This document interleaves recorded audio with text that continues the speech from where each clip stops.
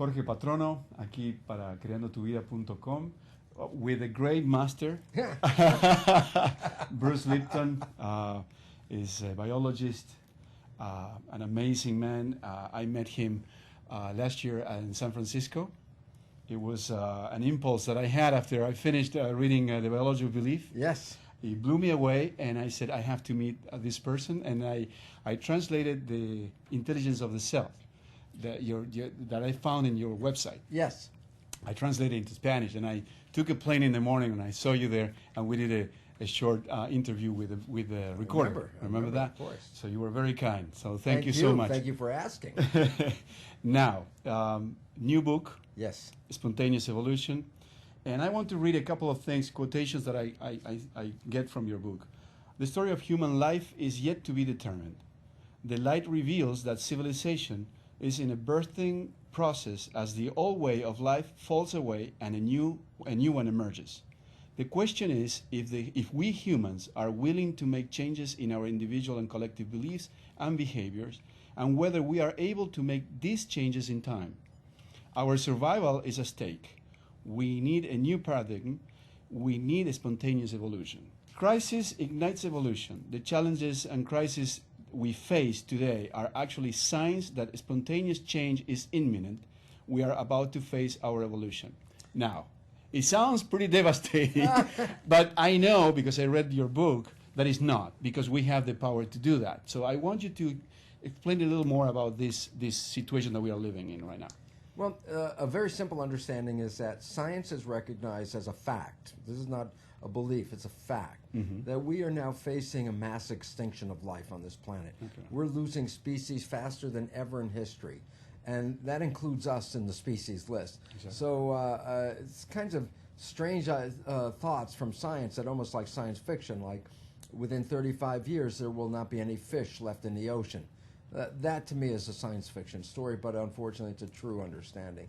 And so basically it says that the way we've been living on this planet, and this is what science has found out, the cause of this mass extinction is human behavior. Exactly. Simple. It just says that we've really not understood our role on the planet as caretakers of the garden called Gaia, that was our job, and that fact that our lives are dependent on the environment because we evolved from that environment. So if you destroy the environment that created us, then we can't be here either. So it's pretty much of an urgent wake-up call for the planet that we must do something different. Can we say that we are acting maybe like a virus that is going into the environment, destroying everything, including his own life? Because actually, that's what it shows, every day. If you were a doctor of a planetary doctor, and you looked at the planet like if it was small, like a cell, you would say, yes, this is an infected organism, and the infection is throwing off the environment. And it's very interesting because an interesting parallel is when a body gets sick with a virus, it raises the temperature of the body to kill the virus. Exactly. Fever. And the Earth is going through a fever period right now, which is a way of responding to what we've done to the environment.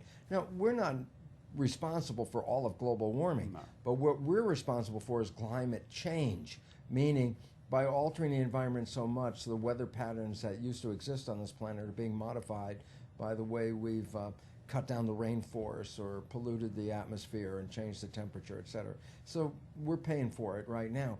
And yet, very simple point, the Earth is a living system. And the title of my book, Spontaneous Evolution, is related to a simple understanding, is that we can have a patient and see a cancer patient, let's say, and everybody says this patient is terminal, their illness, they're going to die. And everybody's waiting for this person to die, and all of a sudden, they have a remarkable recovery, and instantaneously the disease is gone. It's called spontaneous remission. Exactly. And it's interesting because you say, well, what is the driving force of a spontaneous remission in a cancer patient? The answer is that each time that has been reported, the person that had the remission also had a profound change of their belief system. They changed the way they were living, and the cells made a response to that, and the health came back to the system. So, make a long story very short, the Earth is a living system. Scientists are looking at it as a physician saying, looks kind of terminal, think we're not going to make it. And then I'm also on the other side saying, yes, but human civilization profoundly affects that environment. And when human civilization changes the way it treats the planet, there's an opportunity that we could avert this disaster. Okay, why are we so far away from the ecosystem where we live, actually? Oh, it's real interesting. There, for at least the last two civilizations, which I would call monotheism, when the church was running civilization, and the current one, scientific materialism, which is where science becomes our truth provider. Both of them, very interestingly, separated us from the environment. Okay. In the Bible story, it said that the environment was created and then people were added like an afterthought. Coming in with that story basically says, oh, we're separate from the environment. The environment was created for us, and that's that whole belief we have dominion over all these things. And so we just saw this as a gift, as a place to come and look, they gave us this, spread this beautiful garden out for us. And so there was no real connection of our direct evolution from this planet. So, which meant, if you don't take care of it, that's okay. You know, it's not the problem, not your problem. Science gave us the same thought, but in a different way. Science told us we got here through random mutations, random accidents of genetics. And you say, well, if they're all random mutations that generated us, then what would be our purpose here? And then the scientists would have to say, it was random mutations. It was just accidents. So there is no purpose for our being on this particular planet. So again, we got separated from the environment as sort of a genetic accident that evolved from this environment with no real connection to it. Both of these, unfortunately, have created a situation where we traumatize the environment thinking that, we're really not that connected to it. It's okay. And it's like not really owning a very simple reality. We came from the environment. The Indians in North America, from their story, which is the same as all indigenous people, is a story of coming from Mother Earth and Father Sky. And that's an absolute scientific fact, is because organic chemistry, which is what the chemistry of living things, is made from inorganic chemistry, which is Earth, mixed with sunlight from Father Sky. We physically came from the garden, Mother, and we were energized from the light from the sun. So we came from Father Sky.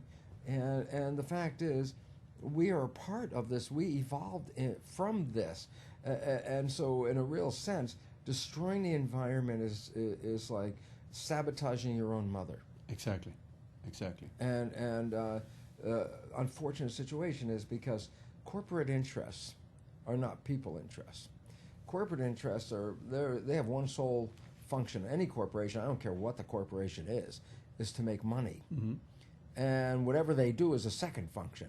So you can say, oh, the pharmaceutical industry, and you say, oh yeah, pharmaceutical drugs are here to help us. And I go, no. The first move of a corporation was to make money. Second thing was to make pharmaceutical drugs. And so they make money by not making very good pharmaceutical drugs for a simple reason, is if I healed you with my drugs, you're not going to buy any more of this stuff.